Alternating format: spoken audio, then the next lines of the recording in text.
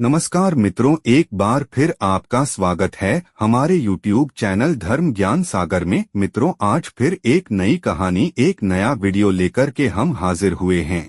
आज की जो कहानी है, आज का जो प्रसंग है, यह बड़ा ही मोटिवेशनल है, बड़ा ही ज्ञानवर्धक है।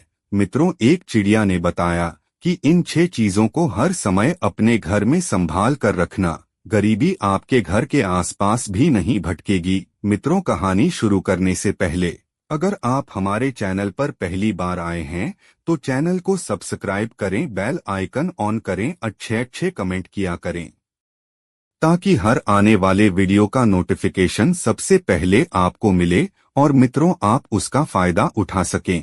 तो शुरू करते हैं मित्रों आज की यह प्यारी सी कहानी, यह प्यारा सा वीडियो। प्राचीन समय की बात है। किसी नगर में एक वटवृक्ष पर चिड़ा और चिड़िया का जोड़ा रहता था। वह दोनों पति पत्नी बड़े ही खुले स्वभाव के थे, एक दूसरे से बड़ा प्रेम करते थे, एक दूसरे की हमेशा चिंता करते रहते थे। चिड़िया को भी अपने पति चिड़ा की बड़ी चिंता रहती थी और चिड़ा भी अपनी पत्नी चिड़िया के लिए नए नए प्रकार के दाना पानी लेकर आता था। मित्रों, एक दिन की बात है। दोनों पति पत्नी अपने घोंसले में बैठकर वार्तालाप कर रहे थे। तभी बातों में दोनों के बीच में एक बहस चालू हो गई। चिड़ा अपनी पत्नी से कहने लगा कि प्रिय, संसार में बुद्धि से बड़ा धन है और धन से कोई भी वस्तु मनुष्य खरीद सकता है। अगर आपके पास धन है तो आपका जीवन बड़ा ही सुखी हो जाता है। मित्रों, चिड़ा की ऐसी बात सुनकर चिड़िया कहती है कि पिया जी, आप बहुत गलत कह रहे हैं। संसार में धन से बड़ी बुद्धि होती है। अगर मनुष्य के पास बुद्धि है तो वह कितना भी धन अर्जित कर सकता है। जिसके पास बुद्धि है उसे धन की कमी नहीं होती। मित्रों, अब तो इसी बात को लेकर दोनों चिड़ा और चिड़िया आपस में झगड़ा करने लगते हैं। तब चिड़िया कहती है कि पिया जी, मैं आपको एक कहानी सुनाती हूँ। उस कहानी के माध्यम से आपको समझ में आ जाएगा कि संसार में बुद्धि बड़ी है या धन बड़ा है। मित्रों, अब चिड़ा कहता है कि प्रिय, तुम कहानी सुनाओ, मैं भी देखता हूँ कि किस प्रकार बुद्धि धन से बड़ी हो जाती है। अब चिड़िया अपनी कहानी शुरू करती है। चिड़िया कहती है कि पिया जी, किसी देश में एक राजा बड़ा ही क्रोधी और घमंडी था। वह सोचता था कि मेरे पास अपार धन है और पैसे के बल से मैं कुछ भी कर सकता हूँ। चाहूँ तो इन बड़े बड़े पहाड़ों को तोड़कर समतल बना सकता हूँ। मैं चाहूँ तो अपने धन के बल से एक बड़ी सेना का निर्माण करके किसी भी राज्य पर चढ़ाई करके उसे जीत सकता हूँ। धन में असीमित शक्ति होती है और मेरे पास धन की कोई कमी नहीं है, इसीलिए मैं ही सर्वशक्तिमान हूँ। चिड़िया कहती है कि पिया जी, वह राजा धन को ही अपना पुत्र, स्त्री, माँ बाप और मित्र रिश्तेदार मानता था। वह धन के नशे में ऐसा चूर था कि किसी को कुछ नहीं समझता था। उसके नगर की प्रजा भी उसके स्वभाव से बड़ी परेशान रहती थी, पर सहयोग से उसे पत्नी बड़ी ही पढ़ी लिखी और बुद्धिमान मिली थी। उसे अपने पति का ये धन का नशा अच्छा नहीं लगता था। राजा की पत्नी का मानना था कि दुनिया में सबसे बड़ा धन बुद्धि बल है। बुद्धि से ही सारे काम हो सकते हैं, बुद्धि से ही धन को कमाया जा सकता है। आपके पास करोड़ों की दौलत हो और बुद्धि ना हो तो वह धन ज्यादा दिन तक नहीं ठहर सकता, और आपके पास धन ना हो और बुद्धि हो तो बुद्धि से मनुष्य स्वयं को धनवान बना सकता है। अब एक दिन की बात है। रानी ने अपने राजा को यही बात समझाई कि देखो महाराज, धन का इतना अहंकार ठीक नहीं है। दुनिया में धन बुद्धि से ही संचित हुआ है।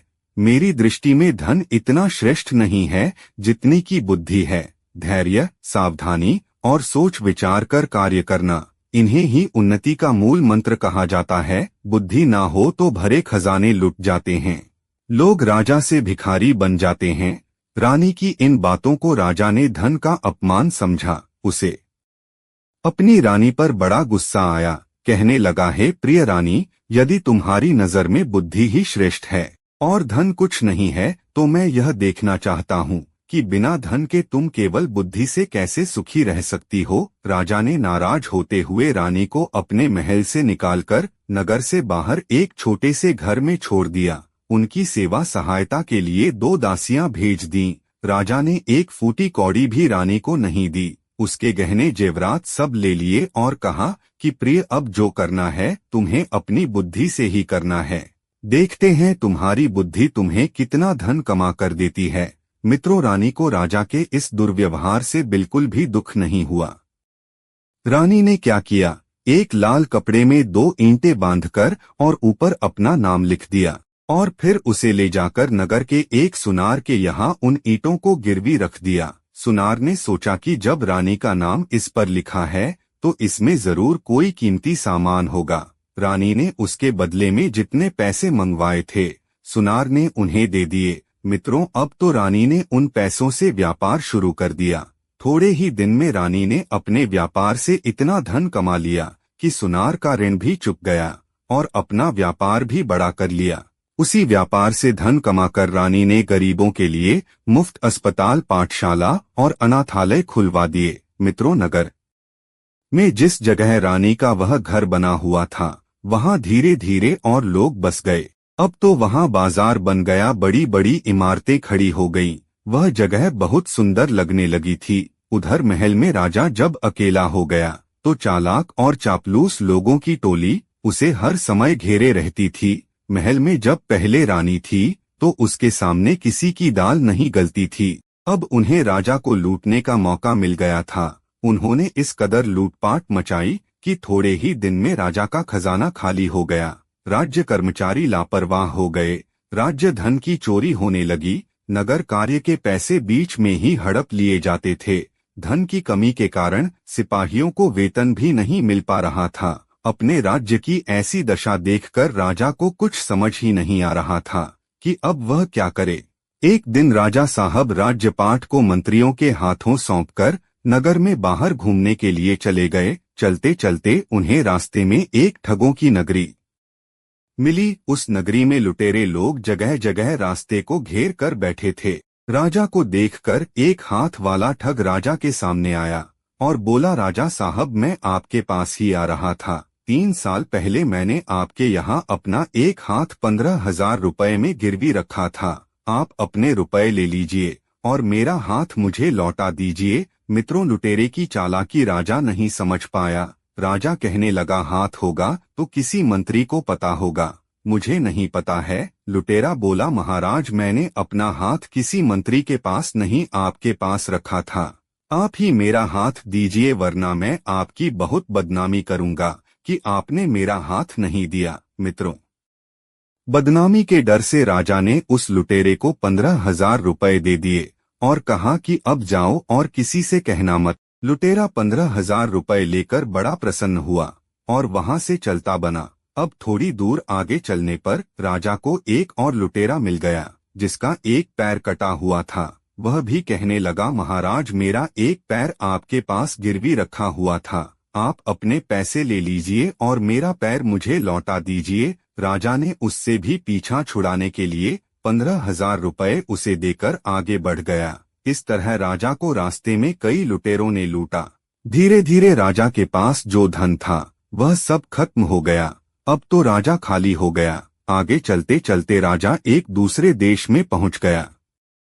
वहां की एक बड़ी ही दुष्ट और सुंदर राजकुमारी थी। उसका यह प्रण था कि जो कोई उसे जुए में हरा देगा उसी से उसका विवाह होगा। हारने वाले को वह राजकुमारी जेल में डाल देती थी। अब तक उसने कई राजाओं को अपने यहाँ कैद कर लिया था। वह राजकुमारी छल से राजाओं को जुआ में हरा देती थी और हारने वाले को बंदी बनाकर जेल में भर देती थी। सुंदर राजकुमारी की शर्त सुनकर उस राजा के मन में भी उससे विवाह करने की इच्छा जागृत हुई और जब वह राजकुमारी के साथ जुआ खेलने गया तो राजकुमारी ने उसे भी हरा दिया और शर्त के अनुसार उसे बंदी बनाकर जेल में डाल दिया। अब तो राजा बड़ा दुखी हुआ। सोचने लगा, मैं तो इस राजकुमारी से विवाह करने आया था, अब घर का रहा ना घाट का। मित्रों, जब उधर उसकी रानी को पता चला कि उसके पति को दूसरे देश में एक राजकुमारी ने बंदी बना लिया है तो उसे बड़ा दुख हुआ। अब वह अपने पति यानी नगर के राजा को छुड़ाने के लिए वहां से चल पड़ी। उसने एक राजकुमार का रूप बनाया और जिस रास्ते से राजा साहब गए थे उसी रास्ते से वह भी जा रही थी। चलते चलते वह उसी ठगों की नगरी के पास पहुंची। तब चलते चलते वह रुक गई। उसने देखा कि एक हाथ वाला व्यक्ति उसके सामने आया है। मित्रों, उस लुटेरे ने उसी तरह रानी से भी वही बात कही, इधर क्योंकि वह रानी अब राजा के भेष में थी, तो ठग ने वही बात कही कि हे राजा साहब, मेरा एक हाथ मैंने आपके पास गिरवी रखा था, आप अपने पैसे लेकर मेरा हाथ लौटा दीजिए। मित्रों, रानी बड़ी समझदार थी, वह समझ गई कि यह कोई धूर्त मालूम पड़ता है। रानी ने कहा, हाँ, हमारे पास बहुत से लोगों के हाथ गिरवी रखे हुए हैं, ऐसे तो क्या पता चलेगा कि कौन सा हाथ तुम्हारा है। तुम अपना दूसरा हाथ निकाल कर दे दो तो मैं तुम्हें उसी के जैसा दिखने वाला हाथ दे दूंगी। मित्रों, रानी का जवाब सुनकर लुटेरे के पैर कांपने लग गए। रानी ने फिर कहा, जल्दी करो भाई, दूसरा हाथ निकालो, वरना मैं अपने सिपाही से कहकर तुम्हारा हाथ निकलवा लूंगी। अब तो लुटेरा बहुत डर गया। उसने 15,000 रुपए रानी को दिए और क्षमा मांगकर वहां से चला गया। उधर जब वह कटा पैर वाला लुटेरा रानी को लूटने के उद्देश्य से आया और उसने भी अपना पैर लौटाने की बात कही, रानी ने वही जवाब दिया कि अपना दूसरा पैर दे दो, उसको देखकर तुम्हारा पैर दे दिया जाएगा। जब रानी का सिपाही उसका पैर काटने को हुआ तो वह भी 15,000 रुपए देकर खुद को बचाकर वहां से चलता बना। मित्रों, चिड़िया यह कहानी अपने पति चिड़ा को सुना रही है और चिड़ा बड़े ध्यान से सुन रहा है। चिड़िया आगे कहती है कि पिया जी, इस प्रकार रानी एक राजा का भेष बनाकर उस दुष्ट राजकुमारी के राज्य में पहुंच गई, जो जुए में हारने वाले को जेल में डाल देती थी। रानी ने उस राजकुमारी की चालाकी को भांप लिया था कि वह किस तरह जुआ जीत जाती है। मित्रों, होता क्या था, उस दुष्ट राजकुमारी के पास एक कुत्ता था। जुआ खेलते समय वह एक दीपक जलाकर कुत्ते के सर पर रख देती थी और जब वह हारती थी तो कुत्ते को इशारा कर देती थी। इधर कुत्ता अपना सिर हिलाकर उस दीपक को बुझा देता था और दीपक बुझते ही राजकुमारी अपना पासा बदल देती थी। मित्रों, रानी ने उसका भी तोड़ ढूंढ लिया। उसने एक बिल्ली लेकर अपने पास रख ली। उधर जब जुए का खेल शुरू हुआ तो रानी ने उस बिल्ली को थोड़ा बाहर निकाल लिया, जिससे कुत्ते की नजर उस बिल्ली पर जम गई। अब राजकुमारी ने उस कुत्ते को दीपक हिलाने का बहुत इशारा किया, पर कुत्ता तो अपने शिकार को देखने में मगन था। नतीजा यह हुआ कि राजकुमारी रानी से हार गई और शर्त के अनुसार राजकुमारी को उससे विवाह करना था। मित्रों, लेकिन वह तो स्वयं एक स्त्री थी। एक स्त्री भला एक स्त्री से विवाह कैसे कर सकती थी?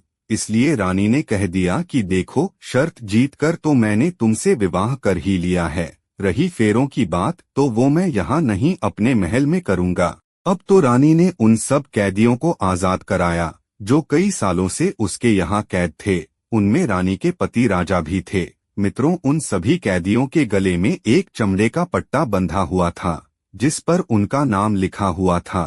रानी ने अपने राजा का वो पट्टा उनके गले से निकालकर अपने पास रख लिया और राजकुमारी को बुलाकर अपने नगर को लौट आई। उधर राजा साहब जब अपने नगर लौटकर आए तो अपनी रानी के घर पर उसे देखने के लिए गए।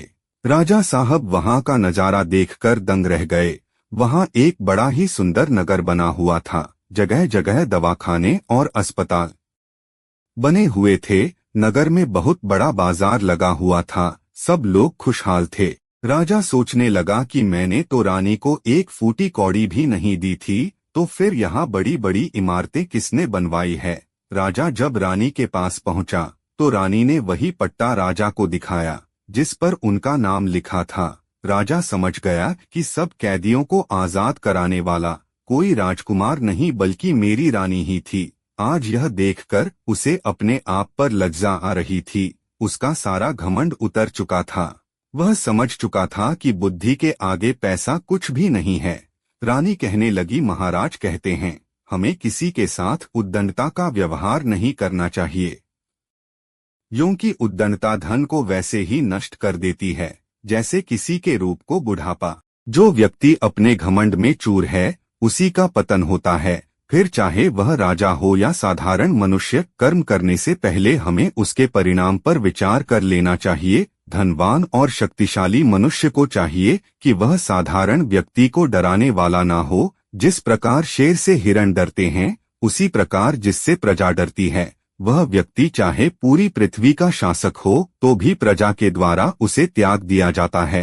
अन्याय करने वाला राजा अपने जमे हुए राज्य को वैसे ही नष्ट कर देता है जैसे वायु बादलों को खत्म कर देती है। संसार में जो व्यक्ति धर्म का त्याग करके अधर्म पर चलने वाला हो जाता है, उसकी संपत्ति, उसका धन, उसका घमंड आग पर रखे हुए कागज की तरह सिकुड़ जाता है। इसका अर्थ है कि जो मनुष्य विनम्र है वही उन्नति कर सकता है। जीवन में धन और सुख चाहने वालों को इन 6 कामों को त्याग देना चाहिए। नंबर 1, दिन के समय अधिक सोना, क्योंकि दिन भगवान ने मेहनत करने के लिए बनाया है, धन अर्जित करने के लिए बनाया है, और जो मनुष्य इस समय को सोने में बर्बाद करता है उसका अति शीघ्र पतन हो जाता है। नंबर 2, घमंड। मित्रों, घमंड और अहंकार मनुष्य को हमेशा नीचे खींचता है। मनुष्य इस गलत फहमी में आकर घमंड में चूर हो जाता है कि यह सब मेरा है, यह सब मैंने कमाया है, परंतु वह इस बात को भूल जाता है कि जिसको जो मिलता है वह ऊपर वाला ही देता है। नंबर 3, भय। मनुष्य अगर सच्चा है, ईमानदार है, मेहनत करके अपना पेट पाल रहा है तो उसे संसार में किसी से भी डरने की जरूरत नहीं है। नंबर 4, क्रोध। क्रोध मनुष्य को बर्बाद कर देता है, हंसते खेलते परिवार को तोड़ देता है। क्रोध से मनुष्य सबसे अधिक नुकसान खुद को ही पहुंचाता है। नंबर 5, किसी भी कार्य को देरी से करना। मित्रों, अगर व्यक्ति को पता है कि जो कार्य वह कर रहा है वो अच्छा है, उससे किसी को कोई नुकसान नहीं होगा, तो मनुष्य को उस कार्य में विलंब नहीं करना चाहिए। नंबर 6, नशा। मित्रों, मनुष्य को किसी भी प्रकार का नशा नहीं करना चाहिए। मित्रों, चिड़िया आगे कहती है कि पिया जी ध्यान से सुनना। रानी कहती है कि महाराज, अब मैं आपको बताती हूँ कि जिस व्यक्ति के घर में यह 6 चीजें हर समय मौजूद रहती हैं, उस व्यक्ति को कभी गरीबी का मुंह भी नहीं देखना पड़ता। जो यह चीजें अपने घर में हर समय संभाल कर रखता है वह सदैव धनवान बना रहता है।